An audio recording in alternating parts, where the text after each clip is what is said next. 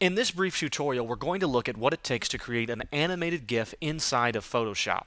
Now, the way Photoshop handles animated GIFs is it uses layers, and if you're familiar with layers, basically you can create an unlimited number of layers on your document as I'm doing here, and turning on and off various layers will create the various frames within your animation. So you have pretty much an unlimited opportunity in terms of what you want your animation to be, and controlling that animation with various layers and things like that. So let's get into this. I'm first going to create a new layer by pasting in a blue square, and that's going to create just an empty layer with a blue square on it for us.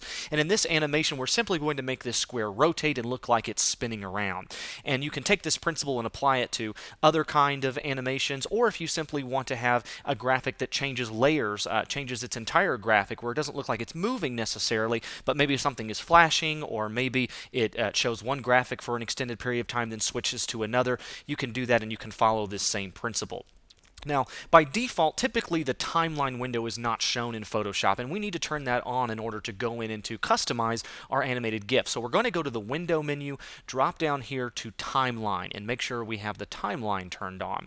In this drop-down menu here, you're going to see two options: Create Video Timeline and Create Frame Animation. And I don't know which one your Photoshop will have by default, but we need to make sure that we have it set for Create Frame Animation.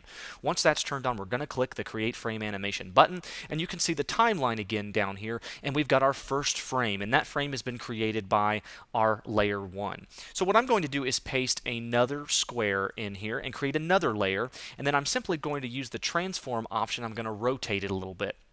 So we can see here, we'll rotate it. Maybe this is good for our example here. And then I'm actually going to do the same thing. I'm going to duplicate that layer and create a third layer. Then I'm going to rotate this even more.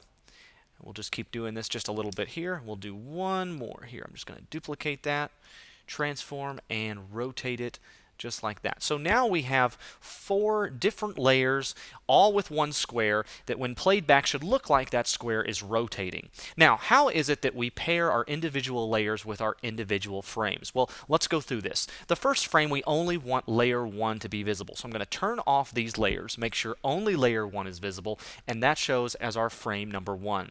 I'm going to click the New Frame button here, and that's going to create a second frame. Now we're going to go back to our Layers palette, turn off layer 1, and this time only turn on layer 2. Now you can see this frame is different from this frame. We're just going to repeat this process with the layers we want. You could activate multiple layers on a particular frame if you want to, depending on the kind of animation you're doing, but in this example, we want one individual layer per frame. So now we can see we have layer 1, layer 2, layer 3, and layer 4, all paired with individual frames in our animation here. If you look at the 0 in the little drop-down menu, this determines the length of time or a delay between one frame and the other. So with faster animation, we might want no delay or 0.1 seconds. If we want to do a graphical change or something that maybe looks like it's flashing rather, or something that we need to spend more time on an individual frame, you could obviously control that here by maybe even setting this to 1 second, 2 seconds, 5 seconds, etc. So we're going to make sure that all of this is set. For this example, we're just going to use the 0.02 because we want this to look like it's moving, but just enough time where we can kind of see each individual frame set. Then the final thing we want to adjust before we play this back and look and see what this looks like is this drop-down menu here that says once. Now it falls off of the screen here, but you can have a setting rather for forever, and forever is going to just make this loop continuously. So you can have the animation play through once if you select that option, a certain number of times, or you can select forever and it will just continue to loop.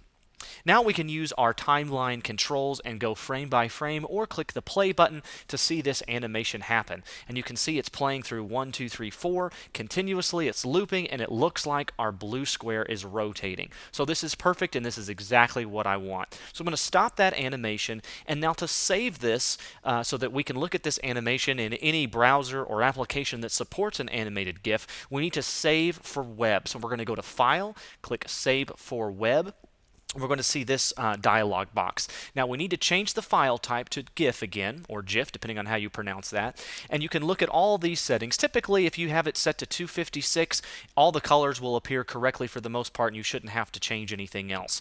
The only thing you might want to look at is down here in the animation options. Again, you have a control where you can select the once or forever or a number of looping options here, and you can preview that animation one more time before you finally click the Save As button. Click that button, button, give it a name, save it somewhere, and your animated GIF is completed.